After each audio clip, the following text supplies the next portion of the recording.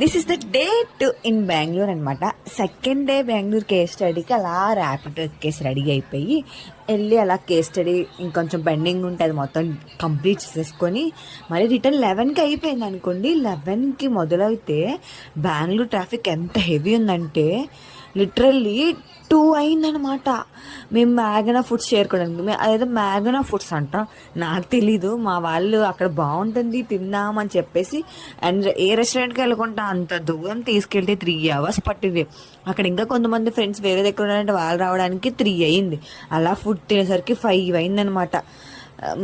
But నచ్చకపోతే తిడదాం అనుకున్నాను, బాగుంది. నెక్స్ట్ ఈ పాప దారి నడుస్తుంటే కనిపించింది అనమాట, తెలుగు అమ్మాయే.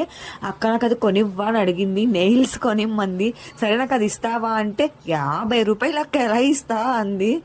సర్లే అని చెప్పేసి ఆ పాపతో మాట్లాడి సరే బెంగళూరు రోడ్స్ తిరుగుతున్నామంటే నిజంగా బెంగళూరు నైట్ టైం చాలా బాగుంది. నాకైతే ఎంత బాగా నచ్చిందంటే అంత బాగా నచ్చింది అనమాట. అలా ఒక రౌండ్ వేసేసి మా ఫ్రెండ్స్ మిగతా ఫ్రెండ్స్ అందరూ గోవా వెళ్తున్నారు, బట్ నేను వెళ్ళట్లేదు. కొంచెం బడ్జెట్ ప్రాబ్లం అంటే తెలిసిందేగా మిడిల్ క్లాస్ ఫ్యామిలీస్ కష్టాలు. సరే అలా బాధపడుతూ అందరూ గోవా వెళ్తుంటే నేను బెంగళూరు రోడ్స్ తిరుగుతున్నానని చెప్తాను అనమాట అక్కడ. అంతే, బై ఫర్ నౌ. మళ్ళీ